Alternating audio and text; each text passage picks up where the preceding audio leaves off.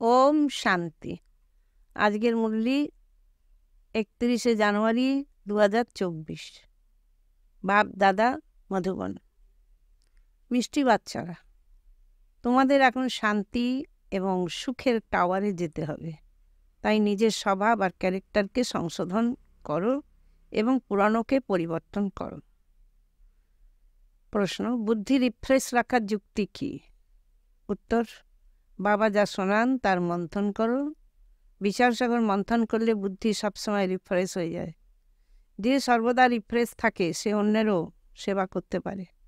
তার ব্যাটারি সবসময় চার্জড হতে থাকে, কেননা বিচার সাগর মন্থন করলে সর্বশক্তিমান বাবার সাথে কানেকশন জুড়ে যায়। গীত: নয়নহীনকে রাহুদিক পথ দেখাও। ওম শান্তি। এই গানও মানুষেরই গাওয়া। মানুষ কিন্তু এর অর্থ কিছুই জানে না। তারা যেমন অন্য সব প্রার্থনা করে, তেমনি এও এক প্রার্থনা মনে করে। পরমাত্মাকে তারা জানে না। পরমাত্মাকে যদি তারা জানতে পারে তাহলে সব কিছুই জেনে যায়। তারা কেবল পরমাত্মা বলে দেয়, কিন্তু তার জীবনের কিছুই জানে না। তাহলে তো নেত্রহীনই হলো, তাই না? তোমরা এখন জ্ঞানের তৃতীয় নয়ন পেয়েছ, তাই তোমাদের ত্রিনেত্রী বলা হয়। দুনিয়ার মানুষও যদিও ত্রিনেত্রী, ত্রিকালদর্শী, ত্রিমূর্তি এমন শব্দ বলে থাকে, কিন্তু তারা অর্থ কিছুই বোঝে না। তারা যেমন বলে সায়েন্স আর সাইলেন্সের নিজেদের মধ্যে কি সম্বন্ধ আছে। তারা প্রশ্ন জিজ্ঞেস করে, কিন্তু উত্তর নিজেরাই জানে না। তারা বলে ওয়ার্ল্ড পিস, পৃথিবীতে শান্তি স্থাপন হোক, কিন্তু তা কবে হয়েছিল, কে স্থাপন করেছিলেন, কিছুই তারা জানে না। তারা কেবল জিজ্ঞেস করে। তাহলে সব জানে এমন কেউ তো চাই যিনি জানাবেন। বাচ্চারা, তোমাদের বাবা বুঝিয়েছেন যে এইসব খেলা বানানো হচ্ছে। টাওয়ার অফ পিস, সুখের টাওয়ার, সবেরই টাওয়ার হয়। শান্তির টাওয়ার হলো মূলবতন, যেখানে আমরা আত্মারা থাকি, তাকে বলা হয় টাওয়ার অফ সাইলেন্স। এরপর সত্যযুগে থাকবে টাওয়ার অফ সুখ, টাওয়ার অফ পিস, প্রসপারিটি।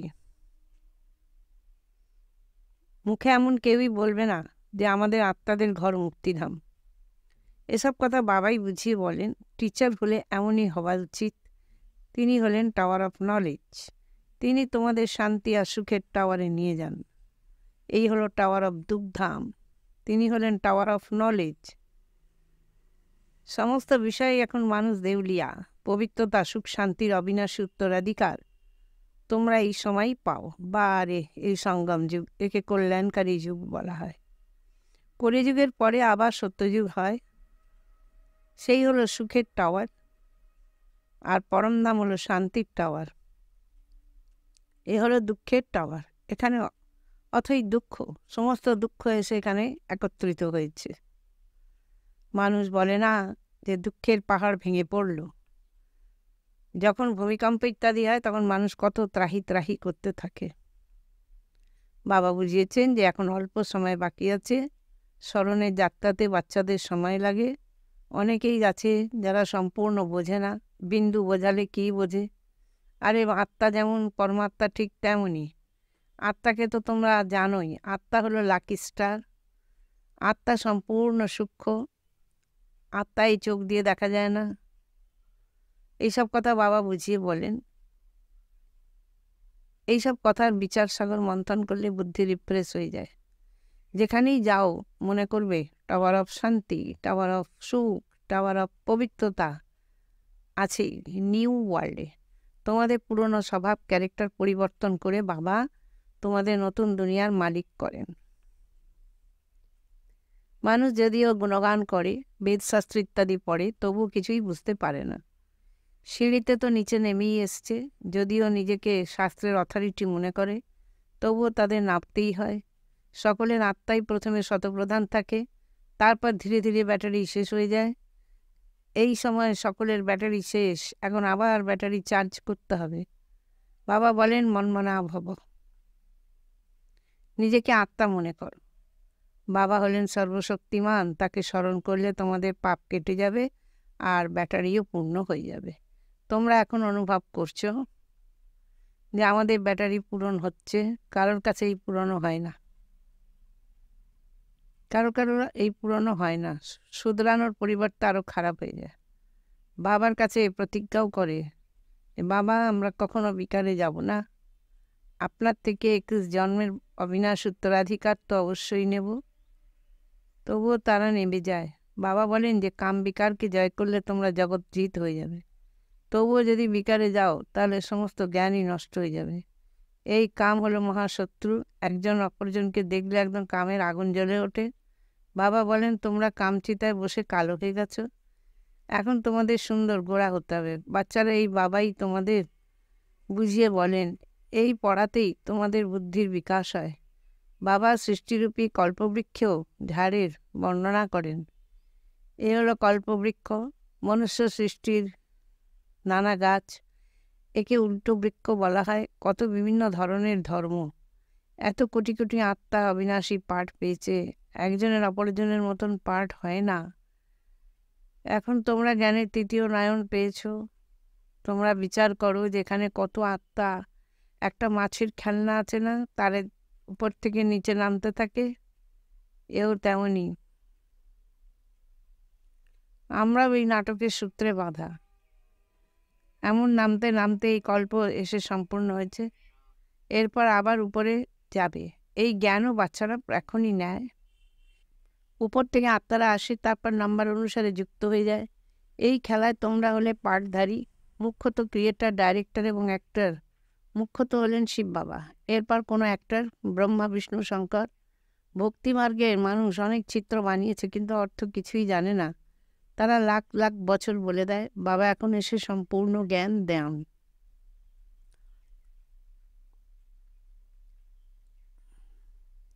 এখন তোমরা বুঝতে পারো যে সত্যযুগে এই জ্ঞান আমাদের থাকবে না। এখানে যেমন কারবার চলে, ওখানে তেমনি পবিত্রতা, সুখ, শান্তি, রাজধানী চলবে। বাবাও কত আশ্চর্য, এত ছোট বিন্দু তোমাদের আত্মার মতন। এনারা ব্রহ্মা বাবা আত্মা ও বাবার থেকে সম্পূর্ণ জ্ঞান নিচ্ছে। বাবা কখনোই বড় হবেন না, তিনিও বিন্দু। তোমাদের আত্মা যা বিন্দু, তাতে এখন সম্পূর্ণ জ্ঞান ধারণ হচ্ছে। এই জ্ঞান আবার পরের কল্পে বাবা দেবেন। রেকর্ড ভরা থাকে না,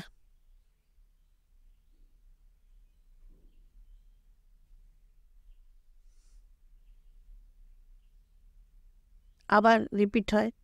তেমনি আত্মার মধ্যে সম্পূর্ণ পার্ট ভরা আছে, অত্যন্ত ওয়ান্ডারফুল। কোনো ঘটনা ঘটলে তাকে নেচার বলা হয়।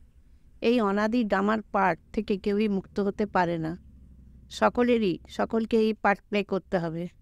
এ অত্যন্ত ওয়ান্ডারফুল কথা। যে খুব ভালোভাবে বুঝে ধারণ করতে পারে, তারই খুশির পারদ ঊর্ধ্বমুখী হতে থাকে। তোমরা কত স্কলারশিপ পাও, তাই তোমাদের খুব ভালোভাবে পুরুষার্থ করা উচিত। অন্যদেরকেও নিজের মতন বানাতে হবে। তোমরা সকলে টিচার তোমাদের পড়িয়ে পড়িয়ে নিজের তুল্য টিচার বানান। এমন নয় যে তোমাদের গুরু হতে হবে, তোমরা সকলেরই টিচার,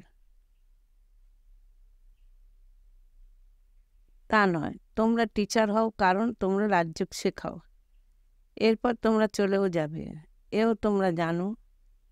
ওরা তো জানেও না, তাই সম্মতিও দিতে পারে না। সকলের সদ্গতি দাতা যে এ এক বাবাই, তাই না? তিনি উদ্ধারকর্তা এবং গাইড। তোমরা যখন ওখান থেকে আসো তখন বাবা কিন্তু গাইড হন না, বাবা এখনই তোমাদের গাইড হন। তোমরা যখন ঘর থেকে আসো তখন সে ঘরকেই ভুলে যাও। এখন তোমরাও হলে গাইড পান্ডা, তোমরা সকলকেই পথ বলে দাও। অশরীরী ভব, তোমাদের নাম হলো পাণ্ডব সেনা। তোমরা তো শরীরধারী, তাই না? তোমরা যখন একা থাকবে তখন সেনা বলবে না। শরীরের সঙ্গে সঙ্গে তোমরা মায়ার উপর জয় লাভ করছো, তখন তোমাদের সেনা বলে। ওরা লড়াইয়ের কথা লিখে দিয়েছে, এই হলো অসীমের বেহাদের কথা। ওরা সম্মেলন ইত্যাদি করে, সংস্কৃতি ইত্যাদি, কলেজ থাকে, কলেজ খোলে, কত খরচ করে, খরচ করতে করতে যেন খালি হয়ে যায়। সোনা রূপা হিরে সব শেষ হয়ে যাচ্ছে, তোমাদের জন্য আবার সব নতুন করে হবে। তাই বাচ্চারা চলতে ফিরতে তোমরা খুব খুশিতে থাকার প্রয়োজন। বাবাকে আর তার অবিনাশী উত্তরাধিকারকে স্মরণ করতে হবে। তোমাদের পাঠও চলতে থাকবে, কখনোই বন্ধ হবে না। বাবা বোঝান যে তোমরা নিজের জন্মকে জানো না। 84 জন্মের হিসেবেও বাবা তাদেরই বলেন যারা প্রথমের দিকে আসে। বাচ্চারা, তোমরা অগাধ সুখ পাও, টাওয়ার অফ হেলথ, ওয়েলথ এবং হ্যাপিনেস। তাই কত নেশা থাকা উচিত। বাবা আমাদের বেহাদের অবিনাশ উত্তরাধিকার দেন। যত তোমরা কাছে আসতে থাকবে তত সমস্যা আসবে। সৃষ্টিরূপী বৃক্ষ তো বৃদ্ধি হতেই থাকবে। গাছ যদি দুর্বল হয় তাহলে ঝড় এলেই সহজেই পড়ে যায়। এ তো হতেই হবে। তোমাদের এম অবজেক্টের চিত্র সামনে রয়েছে, তোমরা আর কোনো চিত্র রাখতে পারো না। ভক্তি মার্গে মানুষ অনেক চিত্র রাখে, জ্ঞান মার্গে হলো একজন। সেই জ্ঞানও তোমাদের বুদ্ধিতে আছে। বাকি বিন্দুর চিত্র কি বের করা হবে? আত্মা তো তারা, তাই না? এও বোঝার কথা। আত্মাকে এই দুই চোখে দেখতে পারে না। অনেকেই বলে যে বাবা আমার যেন সাক্ষাৎকার হয়, বৈকুণ্ঠ যেন দেখতে পাই। তুই দেখলেই মালিক হওয়া কখনো সম্ভব নয়। মানুষ বলে থাকে অমুকে স্বর্গে গেছেন, কিন্তু স্বর্গ কোথায় তা কেউই জানে না। যে আত্মারা স্বর্গে গেছে তারাই বলতে পারবে। আত্মার তো সব স্মরণে থাকে, তাই না? এখন তোমাদের সব উঁচুর থেকে উঁচু বাবা পড়াচ্ছেন, যাতে তোমরা উঁচুর থেকে উঁচু পদ পাচ্ছ। পুরুষার্থের নাম্বার অনুসারে তোমরা সব অবশ্যই নর থেকে নারায়ণ হবে। যারা শান্তি চাইছে তোমাদের কাজ হলো তাদের বোঝানো। কেউ কেউ আবার বোঝেও যে এরা ঠিক বলছে। সেই সময়ও একদিন আসবে, যেমন লেখা ছিল কুমারীরা ভীষ্ম পিতামহকে জ্ঞানের বাণ মেরেছিল। বাকি এমন নয় যে অর্জুন বাণ মেরে গঙ্গা বের করেছিলেন। মানুষ এমন এমন গল্প শুনে বলে দেয় যে এখান থেকে গঙ্গা নির্গত হয়েছিল। তারা গোমুখও বানিয়েছিলেন। বাচ্চারা, এখন তোমরা দেখতে পাচ্ছ যে তোমাদের স্মরণে রয়েছে, সে হলো জড় দিলওয়ালা মন্দির, আর এ হলো চৈতন্য। এখানে বৈকুণ্ঠ দেখানো হয়েছে, নিচে তপস্যারত মানুষ, আর উপরে রাজত্বের চিত্র।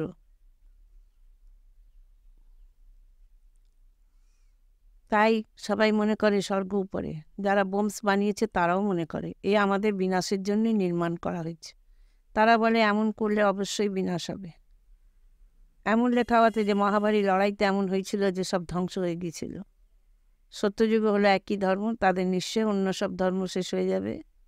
বাচ্চারা এই কথাও জানে যে ড্রামার নিয়ম অনুসারে ভক্তি করতে করতে মানুষ নিচে নেমেই আসে। বাস্তবে এখানে কোনো আশীর্বাদ ইত্যাদির কথা নেই। ড্রামাতে যা বানানো আছে তাই হয়। এমন অদ্ভুত কোনো ঘটনা ঘটে গেলে মানুষ বলে দেয় যা ঈশ্বরের ইচ্ছা। তোমরা এমন কথা বলবে না। তোমরা তো বলো এ হলো ড্রামার ভবিতব্য। তোমরা ঈশ্বরের ইচ্ছা বলবে না। ঈশ্বরের এই ড্রামাতে পার্ট আছে। সৃষ্টিচক্র কিভাবে ঘোরে এ কথা বাবাই বুঝিয়ে বলতে পারেন। বাবা তো পূর্ণ জ্ঞানী।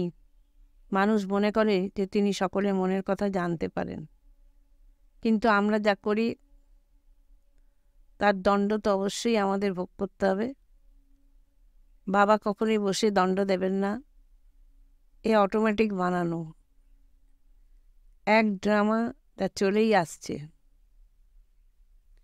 এর আদি মধ্য অন্ত এবং রহস্য সব বাবা বুঝিয়ে বলেন। তোমরা আবার অন্যদেরকেও বুঝিয়ে বলো। বাবা এখন বলছেন, বাচ্চারা, তোমাদের অবস্থা যেন এমন হয় যে শেষ সময় কিছুই মনে না আসে। নিজেদের আত্মা মনে করো। একেই বলা হয় কর্মাতীত অবস্থা। আচ্ছা, মিষ্টি হারানিধি বাচ্চাদের প্রতি মাতা পিতা বাপদাদার স্মরণে স্নেহ সুমন আর সুপ্রভাত। আত্মাদের পিতা তার আত্মারূপী বাচ্চাদেরকে জানাচ্ছেন নমস্কার। ধারণার জন্য মুখ্য সার 1 নম্বর, স্কলারশিপ পাওয়ার জন্য খুব ভালো করে পুরুষার্থ করো। টিচার হয়ে অন্যদেরকেও রাজযোগ শেখাও। গাইড হয়ে সবাইকে ঘরের রাস্তা দেখানোর সেবা করো।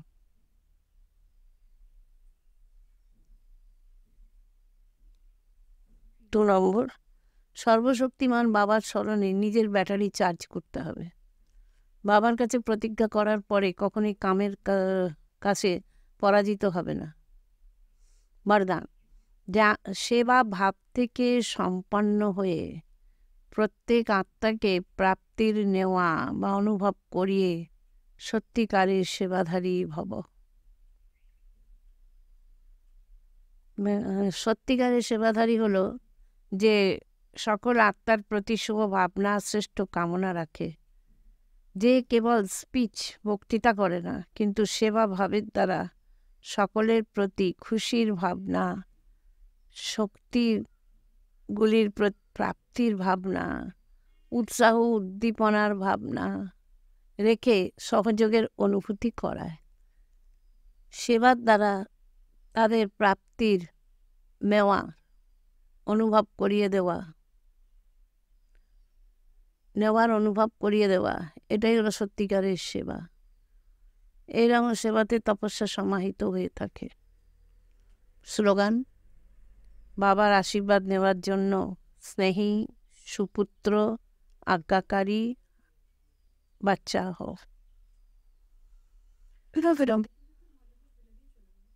অব্যক্ত সাইলেন্সের দ্বারা ডাবল লাইট ফরিস্তা স্থিতির অনুভব করুন। যত যত তোমরা অন্তর্মুখী সুইট সাইলেন্স স্বরূপে স্থিত হতে থাকবে, ততই নয়নের ভাষা, ভাবনার ভাষা আর সংস্কারের ভাষাকে সহজেই বুঝতে পারবে। এই ভাষাই হলো আত্মিক যোগী জীবনের ভাষা। তোমরা তোমাদের সাইলেন্সের পাওয়ার সায়েন্সের থেকেও অনেক উঁচু। যেরকম সায়েন্স প্রত্যক্ষ রূপ দেখায়, প্রুফ দেখায়, সেরকম সাইলেন্স পাওয়ারের প্র্যাকটিক্যাল প্রুফ হলো তোমাদের সকলের ডবল লাইট ফরিস্তা জীবন। যখন এত সব প্র্যাকটিক্যাল প্রুফ দেখা যাবে, তখন না চাইতেও সকলের দৃষ্টি তোমাদের প্রতি যাবে আর জয়জাক্কারের ধ্বনি বেজে উঠবে। ওম শান্তি। আজকের শ্রীমত ৭১ নম্বর। কখনোই ঈশ্বরীয় বংশের নাম বদনাম করা উচিত নয়। দিব্যগুণ ৭১ নম্বর। প্রমাণিকতা। অবগুণ ৭১ নম্বর। অসহজতা।